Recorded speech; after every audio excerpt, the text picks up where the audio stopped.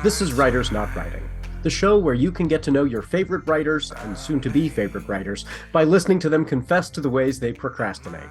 Thanks for procrastinating with us. I'm Benjamin Gorman, and the quiet guy behind the glass there is Doug the producer. I write novels and collections of poetry and stuff. Doug tries his best to make me sound better. And each week we have a secret word to listen for. If you catch it, you earn the right to take an extra break at the time of your choosing from whatever is stressing you out. From Not a Pipe Publishing, welcome to Writers Not Writing. Today's secret word is perseverate. If I take my time. So you may hear my dogs fighting behind me. They're trying to stay warm too. I just wanted to start the show by telling you the story of the show that almost wasn't. This was almost episode 54 without Riley McLeod. So Riley, who you're about to hear from, came on the show, was delightful. It's a great interview. And then the power went out in my house. And I was sure I'd lost the file. I was going to have to call Riley up and say, can we do the whole show again? Very sad circumstances that ended up causing the power outage. We discovered that what had happened is just at the end of my street, not far away, houses away, an airplane caught a telephone pole in the fog. 3 people perished. Very, very tragic circumstances. And part of the consequence, which is far less for us, I realized, than the families who lost loved ones, but we lost power for a couple of days. And so I've been waiting to see if the electricity would be back and if Riley's show is still here.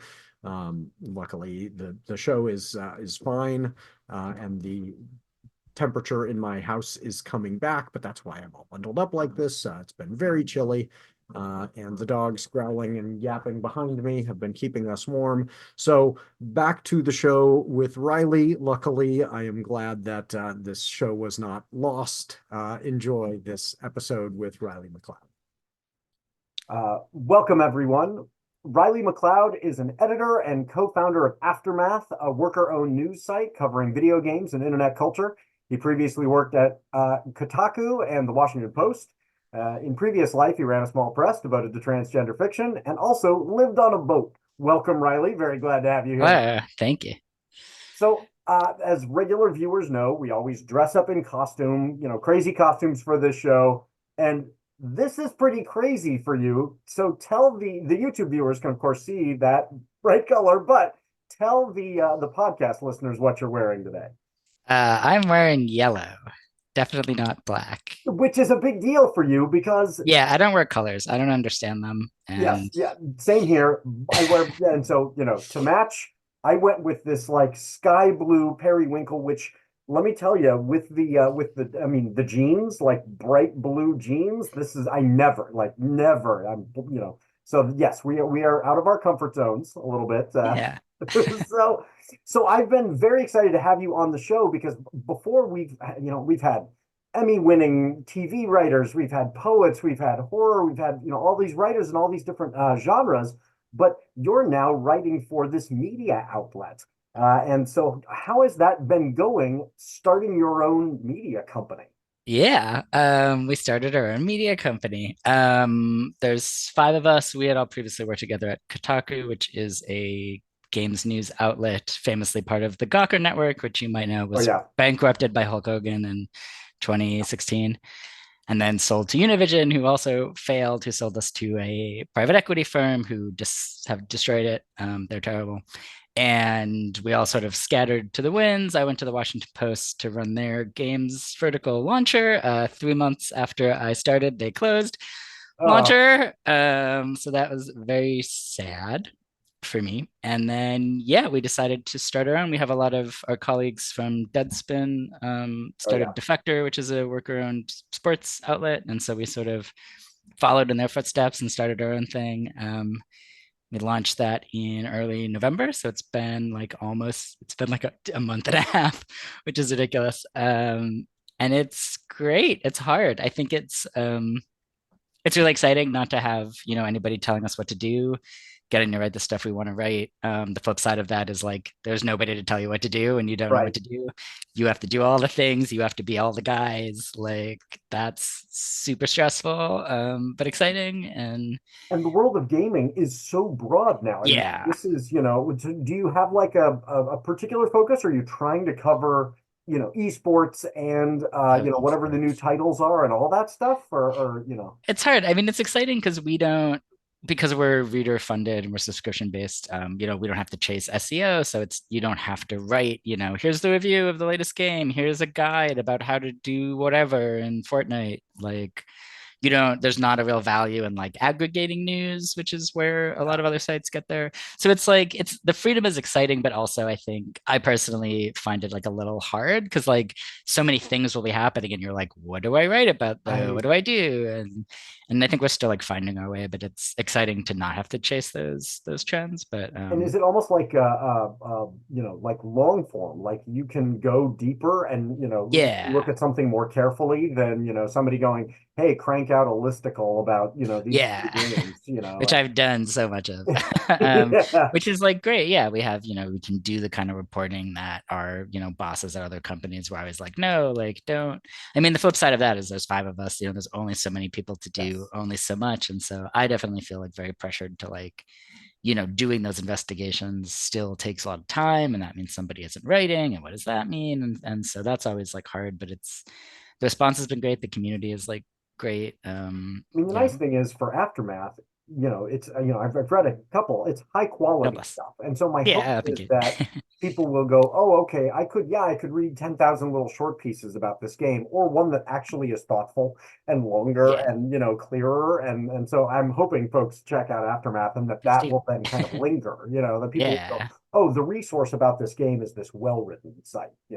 Yeah, I mean, something that was so exciting about working at the Washington Post briefly was like, having an institution like that take games seriously. I think that a lot of mainstream outlets and a lot of like non-gamers just think it's silly stuff for kids. And like there's the boring line that it's a bigger industry than like movies and blah blah blah. And like regular people don't care about that. Who cares how much money it makes? But like everybody plays games and it's a real medium that's interesting and that you can treat like an interesting thing. And it's also like full of money and power and affecting our lives. And like, just this week, like Epic Games, who makes Fortnite, won its trial against Google, whom they had launched this offensive against about App Store fees. And this is part of a broader trend by the FTC about antitrust laws. And so it's like that video game that your kids do the dances from is like, could have powerful effects on like the tech monopolies that control our Yeah, country. And like, huge effects. Yeah, I yeah, mean, like yeah, it's worth that taking case is going to seriously. be, I mean, precedent setting. But you're right. I mean, Yeah, it's so interesting. the money, the talent that is going into the Yeah. gaming industry is,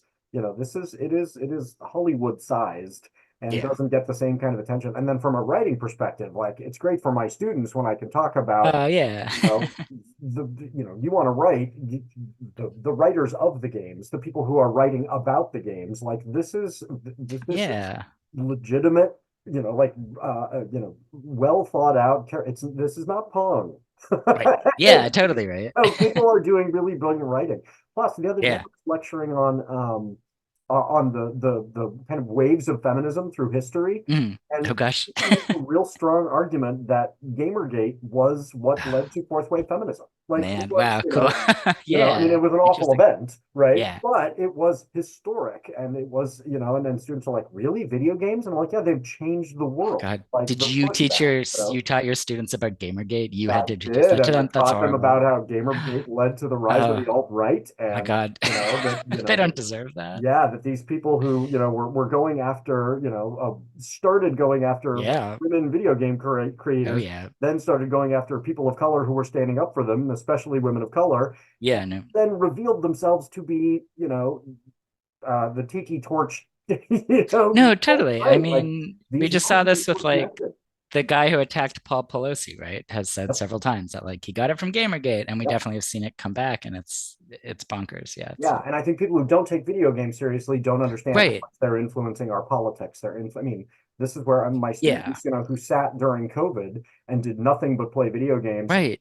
nobody was like paying attention to who are you speaking with while you are playing. Yeah, it's a real problem. And so there's some scary stuff that our young people were exposed to. On the other hand, they are engaged in discourse that often the adults Right. around them are like, I don't know what intersectionality means. And I'm like, yeah, ask the kids. They were talking about it on Discord while they were playing. Uh, I mean, right. It's like I think big outlets like the Post, like turning away from that. I think that mainstream media, like if you're not paying attention to this space, you're going to be caught flat-footed when things like Gamergate happen, or even like the Discord leaks that we saw, where like ah, I was still at the Post then, and we had a bunch of people, rush to us and be like, "What's Discord?" And we're like, "Ah, like right. it's been Yes. full of Nazis forever, and now this thing is happening." And I think that Ah, not taking these spaces seriously is just going to leave everyone sort of, shocked when these things happen that yeah. I mean, games it's not video journalists game know are related, but happening. Talia Lavin, who I had on the show, Oh, was cool. writing this last week about Substack has been Yeah, gosh. platforming Nazis. Yeah, no, we know. That kind of thing. It's Like, Nazis everywhere. these folks can show up and go, "Hey, give us money," and people are like, "Okay." And so, yeah, how do you Yeah. police these platforms? That's I yeah. don't know. I mean, who So, knows? That's tough. I mean, Alex Jones is back on Twitter, so who knows? yeah, Who knows what's right. happening What? now? What? And I don't it never ends for me. I had a character in one of my novels where who I just would like. He was totally based on Alex Jones. He was this You're werewolf villain, and he was always screaming. And in fact, in the one draft, I had him all every time he spoke, it was all caps because I feel like Alex Jones, it's all caps all the time.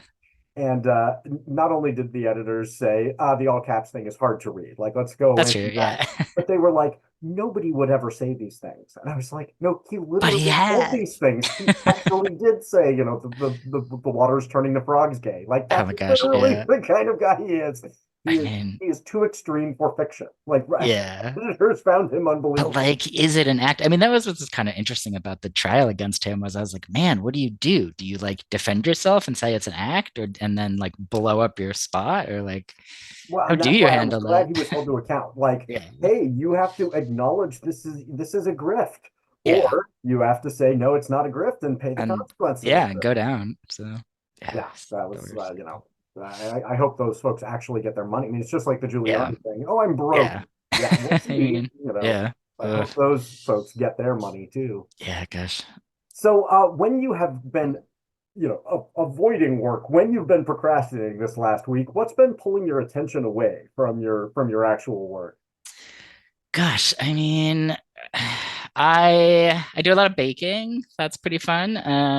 I got into sourdough like years after everybody else did during the pandemic, and you have to sort of feed it all the time. And I've Yeah. ended up with way more discard than I have places to put it. So I've just been like, could everything be sourdough? Could it go in this? What So are some of the wild things you figured out how to do with sourdough? gosh, what have I done with sourdough? I can make some really good brownies with it, which is Oh, like very sourdough fancy. brownies. Yeah, which is actually quite good. And then I made I can make a Dutch baby out of it, which is pretty good. And then Yeah, some biscuits, like basically just everything could be sourdough now, which is yeah. good. Oh, that sounds Um, delicious. That sounds it's really fantastic. fun. It's like very time consuming. Like all sourdough things take like forever, but you don't have to do that much. You just have to kind of be around it. So there's Yeah. something like very lovely about like, oh yeah, I spent all weekend and I eventually got, a brownie. It just took, Yeah. Well, it's 48 also, I hours. mean, I got into bonsai and found Oh, it good cool. for my mental health because it's Yeah. not finished. The Yeah. sourdough is never done. At least you get some product out of it. Yeah, you get This is a food, little more which is fun. concrete. But Yeah. I mean, do you find that it's like, oh, I need to go work on the sourdough because I don't want to be, I don't Yeah. be stressing right now. This is a Yeah. alternate It's nice warming to space to be in. I had sort of gotten into bread as a way to kind of learn to fail, like when I'd first started Yeah. making, because like it feels like it takes so long and it's such a big deal that you've made a shitty loaf of bread, but also it's like 50 cents worth of flour or Right. something. Like it doesn't matter that you failed and you're wasting food and that sucks, but like, and so it was kind of a really good lesson for me about like, yep, like this didn't work and Yeah. that's okay. The way learning's supposed to work. Like, Yeah, as opposed to but like learning to fail uh, is hard. Yeah, yeah. that's I'm not good at it. I'm not good at not this has been like a real lesson, I think, with starting our own business is like it's all this new stuff and I don't know how to do it. And it makes me feel bonkers. It makes me nuts that I don't know how to do it. And I didn't think I was like that at all. And so it's been this terrible, like self-reflective experience. And I'm like, I don't enjoy this at Yeah. all. Well, Like, I've been surprised by how few resources there are that are really practical. Like there's yeah, tons of books. There's right. okay, I could read books till you, but so Or many it's all are like written at like grifters and like, yes, there's yeah, it's some like motivational speaker who's yeah, selling it, but like I need practical like yeah. I don't need any of that. yeah, and the walkthroughs. You'd think there's so many Yeah, folks involved in trying to help small business people get yeah, started, and yet it's that magic thing that you didn't. You're like a year in, and somebody goes, you could do this, and you're like, what? right. Why did no one ever tell me This that? happened to me just this week. I met with like a money guy to Yeah, make sure that I was about to do the right thing with my money. And he was like, oh, but you should think about this. And I'm like, what? what? Like, where Goodness. was this advice? Like, Oh oh, yeah, I was talking shoot. to another publisher who was like, "Oh Like, yeah, well you need to do this on the distribution side," and I was like, huh? "How did I get 10 years in and no one ever Yeah. told me that?" You know? It's exciting. I think being like a worker owned, we're not legally a co-op because it involves a lot of paperwork that I don't understand. But being in that space, a lot of people will help you and there's a lot of resources. And that's been kind of to me the best thing is we definitely talk to like our colleagues who started outlets and I'm like, how did you do X and how did you do Y? And like everyone has their own particular problems and their own particular ways. So in that way, it's not totally helpful, but like the willingness of everybody to share information is really great. And so I've Yeah, really that has loved been that a lot. the Yeah. best thing for me is other publishers saying, "Oh, Yeah. I'm networking with those folks," and I'm Yeah. saying, "Here's something I wish I'd known starting out." Like, thank you, I Yeah, I need love that so that. much. Yeah, I'm just doing everything wrong and I'm gonna fix it later. Yeah. I'm sort of the de facto business guy because I'm good Oh, at doing unpleasant tasks. I just they do just a force lot. everything on you. I'm gonna write Yeah. my piece about this game that I'm really enjoying. Yeah. Riley will do the business I stuff. spent all Right. day trying to be the payroll department Oh on yeah. Friday. And it's like, how is this Oh. so hard? Like, Well, I'm with you're a staff of five now. yeah. Yeah, and so yeah, it's not quite It's HR level, but it's no, almost but it's HR like, level. Like it's starting to navigate people too. Like that's yeah, do I tricky. have all the documents and which payment processor should I use? And how about this? And what about that? And then the bank calls and they're like, what are you doing with your money? And I had to talk to them. And it's like, ugh. Uh, so did you recently move to DC? So I moved to DC last November, and then they closed my department in January. Right, right. So I'm still here. It's not my favorite town. I lived in New York for a long, long time before this, and it's a pretty town, but it's a weird town. The It does vibes have are its own vibe, weird. yeah. So I'm like, I'm ready to leave it. My lease will be up in the spring, and I'll move on. Because you can go, yeah, this is the nice I thing about could go Aftermath. You can anywhere. live anywhere. Yeah. Yeah, which is very Well, stressful. and then the trick is, do you want to live in a really cool city? Cool cities are Yeah, expensive. And right. so, you can live someplace that's inexpensive, but you're Yeah. far away from, everything that's been going on. But you've gotten into backpacking recently.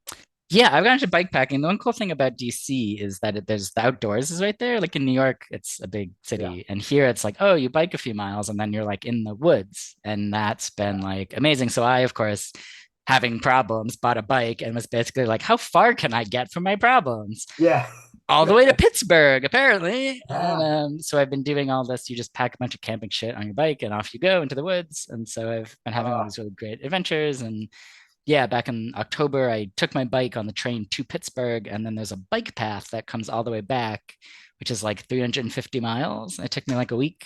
wow. And I just biked all day for Oh, that eight sounds like a dream. days. And October is nice. Yeah, August it is was beautiful. swamp weather, but Yeah, October is beautiful out there. it's very hot here in the Really summer. cool. I tried to do a little trip back in like August out to like all these gravel roads in Virginia, and my bike broke down and I couldn't fix it. And I was like, this is cool. I'll just walk 15 miles to my campsite. I'll be fine. Because I'd run a marathon the year before. I was like, I can do this. And it was like 100 degrees and I'm pushing my bike and all my shit. And I was like, I could die though. Like this actually Yeah. is like a problem. Yeah, And and this you're old like, couple oh yeah, rescued this me is and why they like, nobody wanted this land. It's a yeah, swamp. this Like it sucks. really is. Apparently isn't actually a swamp. Yeah, it gets real hot here. It gets real Oh yeah, I've been gross, in but August, and I was like, yeah. oh no, no, no, no, this is Yeah, gross. but in the spring it's beautiful. Like the cherry blossoms is a big thing here, and I had never really heard about it. And I was like, whatever, who cares? And then I like saw them, and I was like, okay. Yeah, Like yeah, I get it's it. just pretty Yeah. beautiful. Like, Yeah, that's cool. Well, and falls too. I mean, or yeah, yeah. that's And that now it's October just thing like sounds really it's cool. cloudy and it's raining, but it won't snow, and that's just like Well, that's Oregon stupid. all the time. Like, Yeah, I love cloudy and Oregon rainy, but though. no snow. We get about Yeah, month of sunny, and the rest of it, which means it's yeah, very green. I love the green, yeah. It's beautiful out but there. it's rainy and cloudy all the time. But we don't Yeah, have the humidity. That's the big thing. yeah. My family lives in the Midwest, and they're like, "Oh yeah, you got to move back to Ohio," and I'm like, No, no, no, no, no. No, it's Like terrible. I like the green without the Yeah, humidity is pretty great. that must be lovely. I went out to Portland like I guess exactly 11 years ago. Facebook recently reminded me, and I had never seen the Pacific Ocean before, Oh really? but I've like lived near the Atlantic, and I'm like, it's an ocean, whatever. And my friend drove me out there, and I was like, have I never seen an ocean before? Like, Yeah. It's a and different animal. It really yeah, is. I'd Like love the to live out waves are a there. different size. Yeah, Yeah, it's I very was cool. I was in Portland over this last summer, I guess, and I someone had asked me for directions, and I was like, "Oh, I don't live here." And then I'm like a white guy with a beard and tattoos. Like, how do I not live here? Like, I Yeah, look like I'm totally would lying. fit. And it Like, is like a very welcoming state in that way. Yeah, yeah, yeah. I would love. I Portland should would just. you would do That's well where in I should Portland. go. For the last Yeah, 11 years, I've been like, I'm just gonna move to Portland, and I yeah, just never yeah. You'll find quite that the do it. real estate is about half of New York and still obscenely expensive. You'll Yeah, that's the find, problem. like it's crazy in this, in Portland. But you get out of Yeah, Portland and it gets yeah, pretty reasonable. So yeah. That would be great. that's the balance. I would, there are a lot of I've got a lot of friends who live in Portland itself, and I'm like, oh, I'm driving up there all the time, and I'm like, it'd be Yeah. really cool to live here in Portland, and also, oh, it's obscene. Yeah, there's a bike route that goes all the way across the country from DC to Astoria, Oregon, which is the Oh, greatest town in the world. So part of me is like, all right, like what if when my lease is up, I just go and I end up in Astoria and then I live there. oh Like yeah, yeah. I do Astoria that, is yes, yeah. but So everyone I you're a know who Goonies lives fan there. because if No, you're in I actually had Astoria, never like I stayed there for a little bit 11 years ago and I didn't know much about the Goonies, if you but miss like the Goonies as a kid, it will yeah, never the work. town Like is you'll watch it as an beautiful. adult and go, Like "What? This yeah, movie was a hit? It's dumb." yeah. You have Goonies has to hit you at just the right time. Yeah, everyone I know who lives in Astoria said, it was too small, and they eventually needed to know more people. But I'm like, well, I sounds perfect. Like I'll Yeah. live in this beautiful Victorian house, and won't ever see anybody, and it'll be great.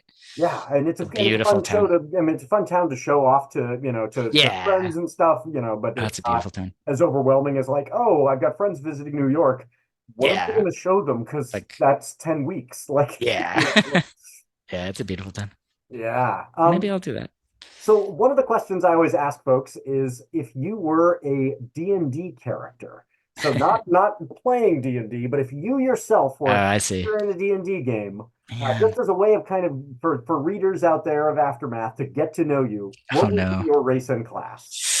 Ugh, I'm not into D&D. I think I'm the only person in the world who isn't into D&D. I tried I, to play with I some friends. Oh, you just asked this question. You're not I into it asked this either? question as just kind of a Rorschach because yeah, my and people are like, oh, this I would use this spell, and I just pretend like, yeah, I know what you're talking I about. don't know. I I'm not a just, big time player myself, but it is an interesting way to get to know like what kind of person would you be in a yeah. fantasy world?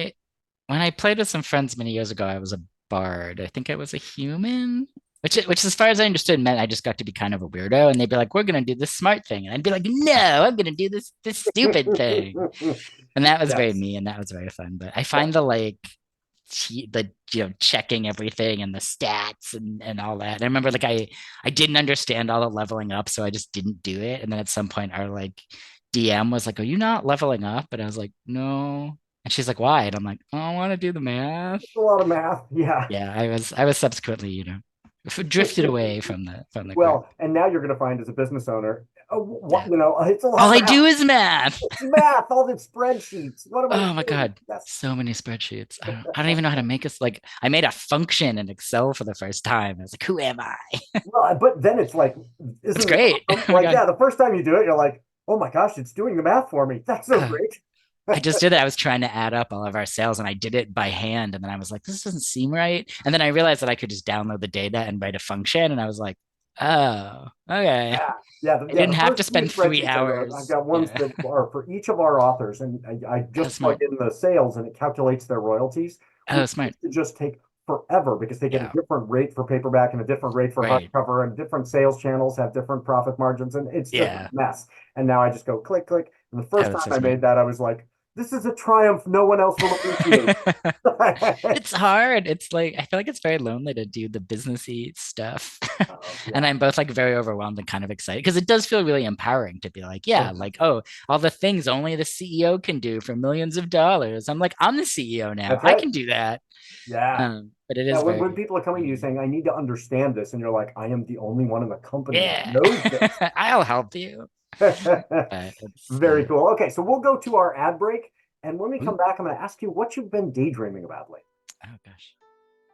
Authors, poets, screenwriters, writers of all kinds.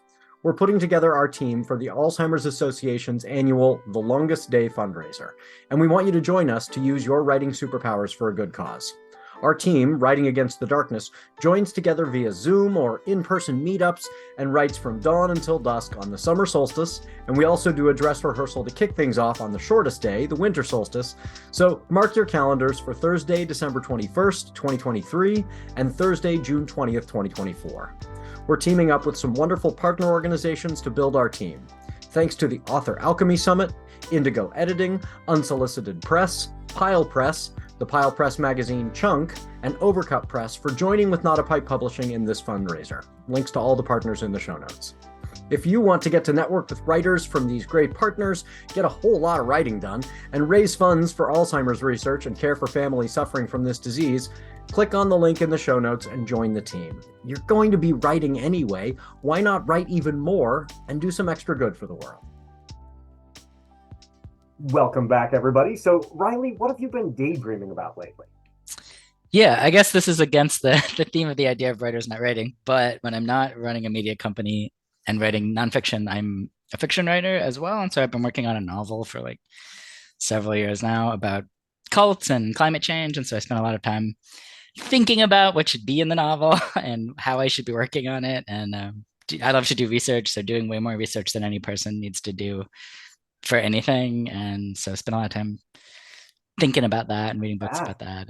So when you say cults and climate change, is it like how a cult is dealing with climate change, or how yeah, a cult is basically about this cult that believes in the hollow earth. And they are gonna, because of climate change, it's a sign that, the world is ending, and they're gonna sail through the hole in the Arctic to the hollow earth. And this person who's studying them and sort of about like, what do you do with how the world is ending, and sort of more stuff than that. And I have a background in like religion and religious studies, and so it was really fun for me to get to write them a whole like theology and all kinds of rituals and fun stuff like that. And it's actually there used to be a cult that believed in kind of a similar thing in the late 1800s, early 1900s. There's a state park in Florida where they had built their like compound in the 1910s or something, and now it's a state park. And my parents live in Florida. I really want to get them to drive me to it. yeah. It's like across the state. Were they apocalyptic too? Like the world is going to end and we're the only. No, I don't think so. They were weird. They're called the Korean Unity, and they tried to like take over politics in Chicago in like 1815 and were like run out or something and went to Florida, like something wild. And I didn't know about this when I started. I was like, oh, what the heck? So that was like really cool. And so yeah, I just spent a lot of time wishing that I were, working on fiction instead of Yeah. instead of doing I business. think But there are so many interesting questions there about power and identity. yeah, Is it people feeling like they don't have power? I've got a friend who's got a theory that the reason people, fall into, especially the really bizarre, really deep conspiracy, yeah, conspiratorial thinking is, he says it's secret knowledge. They want to say, I know better than you. And once somebody's in that framework, you cannot possibly argue them out. Because when you yeah, say you're wrong, they say, oh, you're feeding my belief that I have more power than you, that I have the secret knowledge. And so yeah. it is, It's I don't become know. such a thing, and there's been a lot of really good like cult documentaries lately. And a guy who used to work with us, Jennings Brown, has done these great podcasts about cults. He did one about Teal Swan, who's a woman on YouTube, which they then turned into a Hulu documentary and blah blah. And so I think that especially like with the pandemic and people sort of looking for certainty, and people get into these things, and it's how do you get out, and how do you admit you were wrong.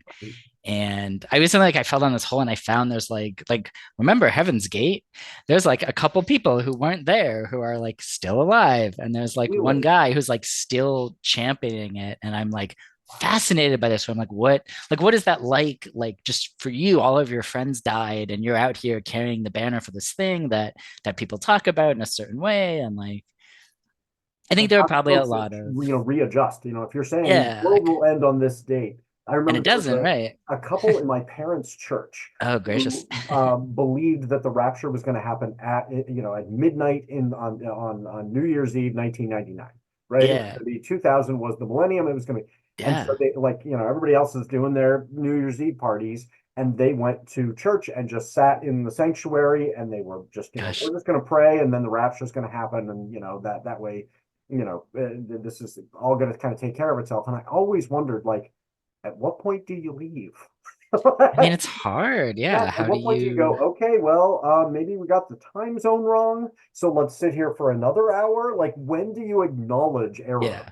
And I mean, that, we've I seen think, that is going to be happen. really Yeah. hard for folks to go, Yeah. oh, we were so committed to this belief and it didn't pan out. I mean, yeah, I mean, the fact that a Heaven's Gate person is still, I mean, it's wild. Yeah. I'm fascinated by this guy because it's yeah, hard. I mean, I think there's lots of these cults that are obviously cults and they're bad, but I think there's also like just a lot of people who believe like wacky stuff. And so I'm like very interested in like the line there of like, there are yeah. plenty of people who are just, wacky and they're not doing anything wrong. It's just, weird. And like, but then what makes it, I think you think about, religion and what makes something a religion and not a cult. And, Well, and throughout American history, like, right. the And I mean, Mormons are I pretty am neat. firmly of the belief that, even the term cult is kind of Yeah, you're not supposed to problematic, say is it. really Yeah. just a way of saying not my beliefs. Like, Yeah. New religious yeah, movements. That's Christianity is a the cult of academic term. Judaism. Like, Right. Mormonism is a cult of Christianity. Like, Oh, the it's Mormons. just, if that's what it means, is just an offshoot. That is a group of people who don't stick with the dogma, right? Yeah. So yeah, I think that I love the idea of connecting it to climate change in your book. Like, it is the Yeah. uncertainty that leads people to go, I see bad things happening. There must be some kind of other solution that I can grab onto. Yeah. It sort of deals, their beliefs sort of deal with the idea that it's like, it's very much your fault. Like this is all happening because you're bad, and Yeah, so it's been a good place to put my own like anxieties. yeah, So I've enjoyed that a lot. Where I feel like every time I'm upset, I'm like, put it in the book. Like, it goes in the book. yeah. But this has not been good for like writing the book, which Yes, yes. Well, and uh, it's very challenging for your, it is good for your mental health, mental. but yeah, it is also like, Yeah, is the book itself going to be just this like, yeah, like all of just the weight full of of my everything you're panic. carrying Yeah, it's around? That is a tension I hold too, where I'm like, oh, yeah, and suddenly this latest passage in my book is just like a meditation on death. That's a yeah. little Does grim. this need to be here? Yeah, it's Yeah, hard. but It's funny as especially with that like with the energy.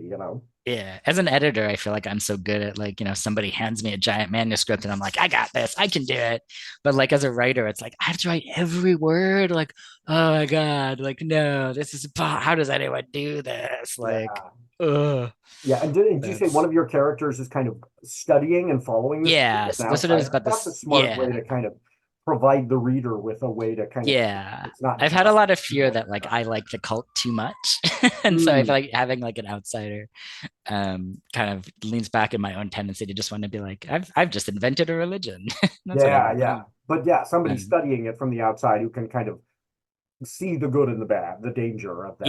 it's been fun. I went to the Tin House Summer Workshop last year, I guess, and that was super helpful for it, and that was great, and getting to be in a space with other fiction writers and do that, and so How long since is that one? it's like a week. Yeah. Yeah, it was super. Oh my gosh, it's like all these brilliant, smart people, and they're just around and they'll talk to you, and it's ridiculous. Yeah, and is it Um, structured where it's like people just, are like, oh yeah, this is what I wrote today, and I was, yeah, you everybody's on their own, all and then you get together in the evenings, kind of a thing? there's like you have like a workshop cohort, and mine was led by Ara Kwan, who coincidentally wrote a book about cults Yeah. called the Incendiaries. Is that the name of her book? Oh my God.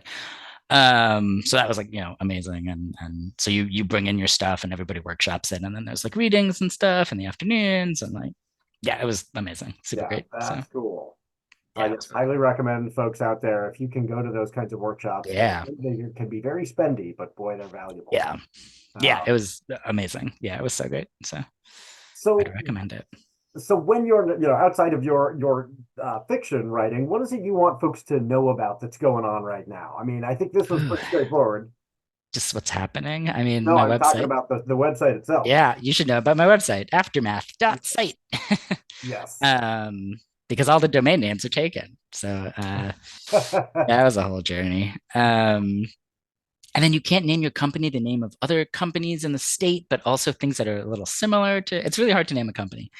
That was a whole journey. So yeah, I want people to know about our site, Aftermath.site.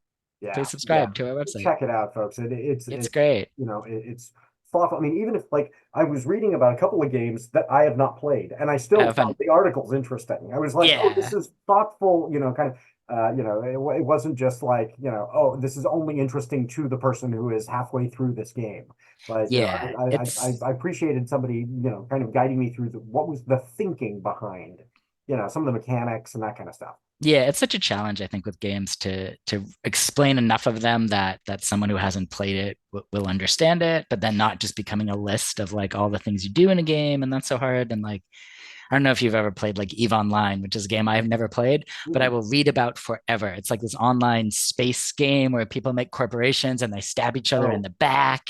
And it's like the drama is like off the chain. It's amazing. And like I've never played it's amazing. Warcraft, and I have read articles about, did you hear about the latest drama on World of Warcraft? And and it's like, up this article, and because somebody screwed up the economic system or whatever. It was like the best. That's pretty cool. Like, here's basically an online experiment that is going on. It's genuinely interesting, even if you're not a player. So and I feel like that's the best kind of stories to find, are these kinds of, what interesting things are players doing with games, and how can that be interesting even if you've never played the game, and like, so I'm going to be interested. This next Lego just announced a partnership with Fortnite, and I've been playing that.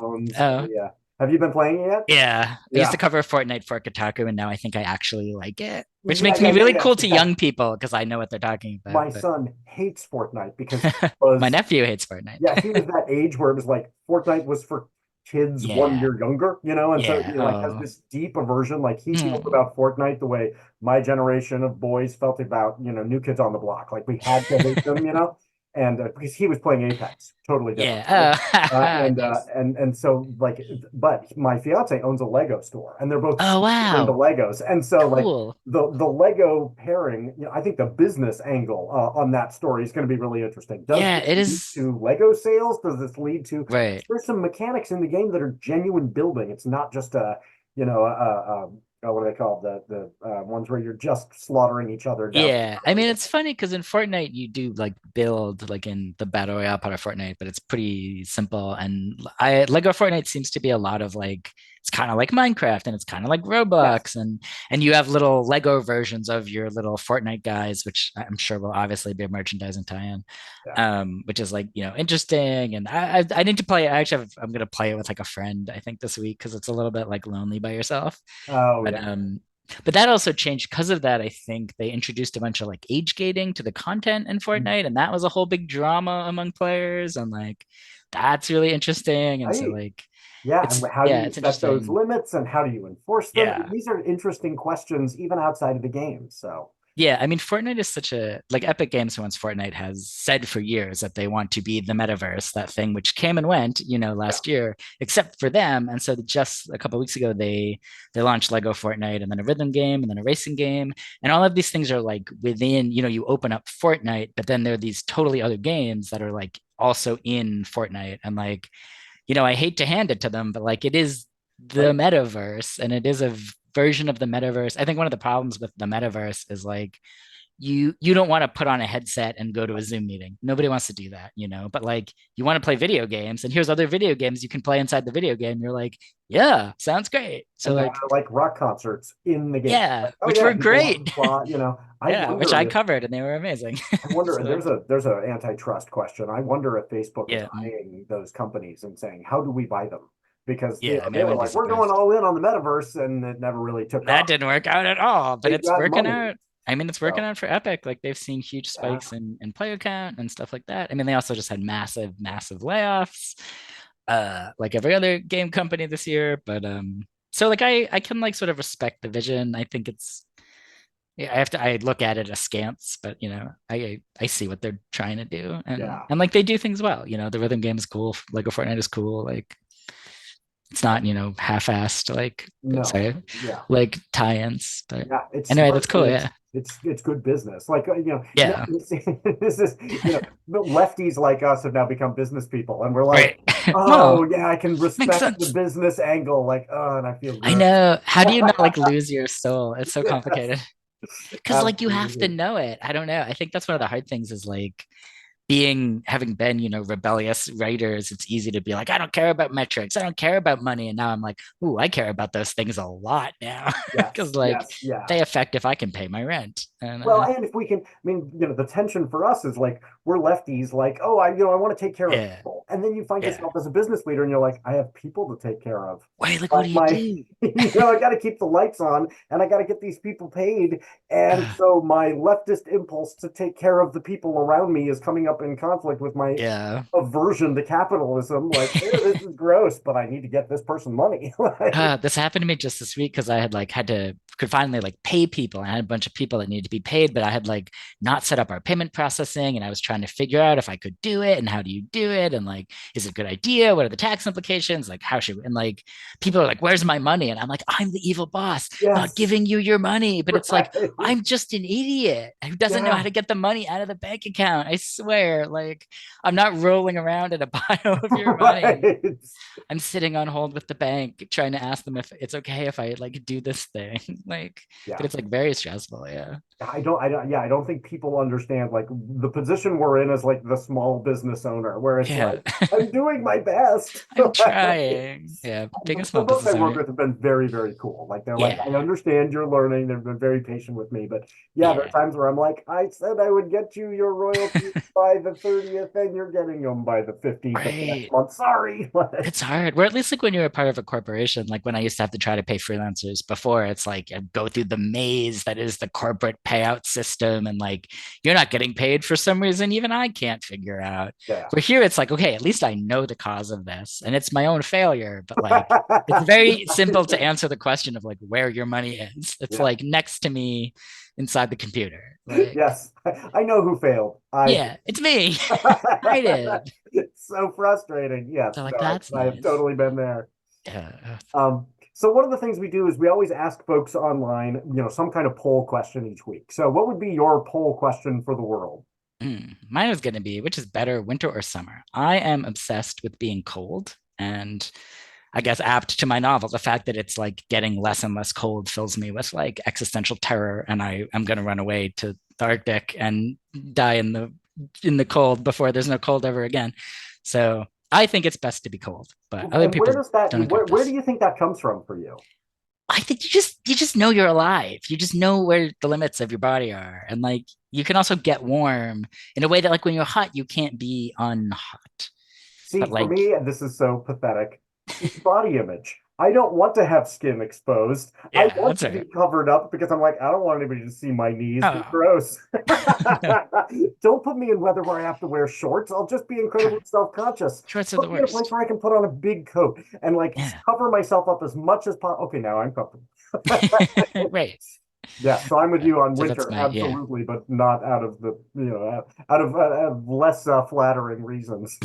No. What is something that you have been reading lately when you should have been working?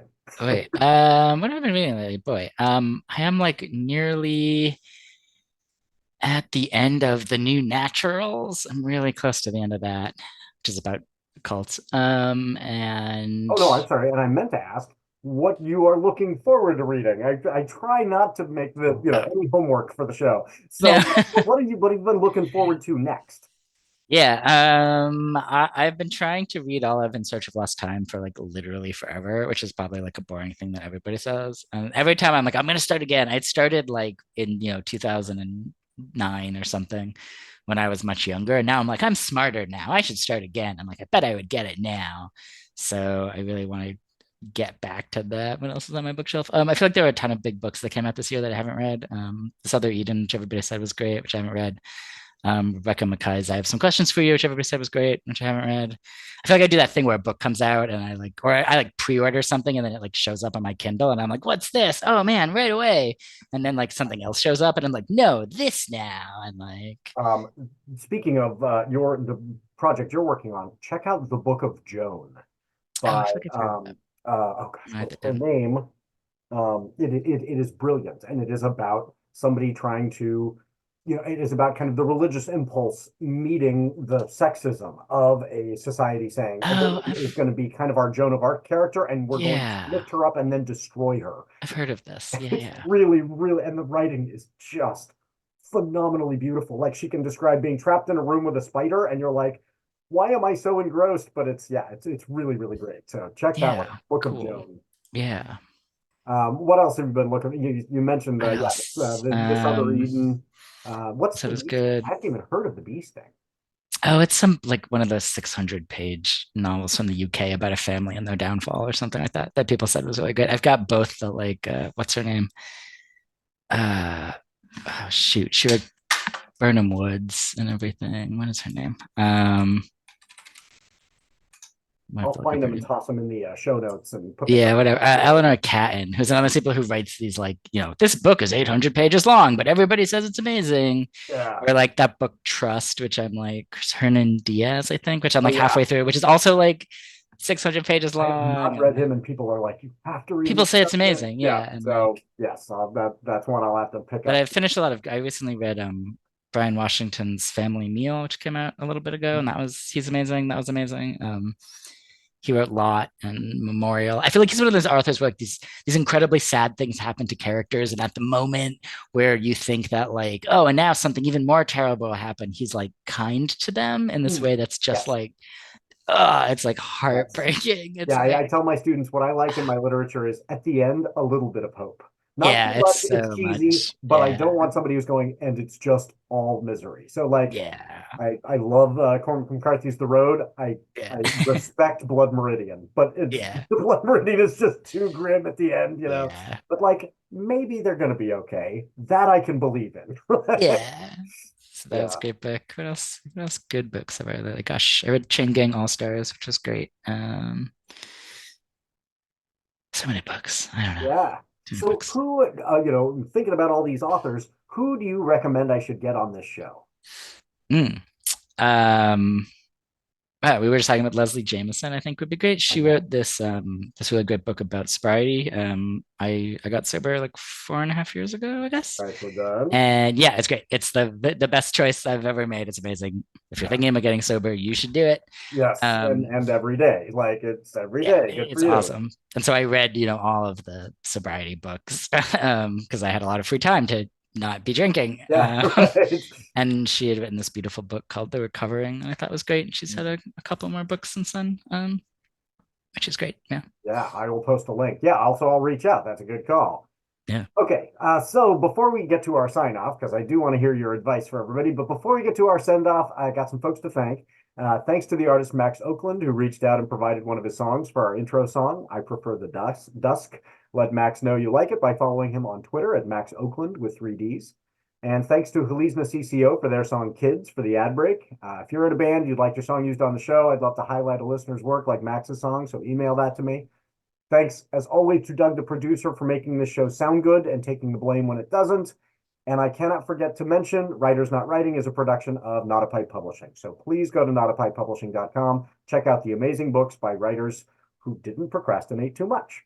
If you like this show, rate and review it wherever you found it. Please check out Riley's Aftermath.site, right? Aftermath.site. Aftermath.site for some really insightful writing about video games and the kind of world of that whole industry. So check that out and tell people about it. Tell your friends. Yes, hey, I read please. Share an article. It makes a big difference. Please do. We have gift subscriptions. Buy a subscription. Yeah, for your subscription. For your friends. Yes. And then click on that little thumbs up for this show as well, an odd number of times. It's greatly appreciated.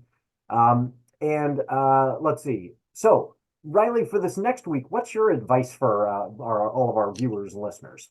My advice is that worrying about something is not the same as solving it, which has been something I feel like this week as I've dealt with lots of new small business things. I'll be really worried and then I'm like, oh, I worked so hard. I'm like, no, you didn't though. You just sat here and you worried and you didn't do anything.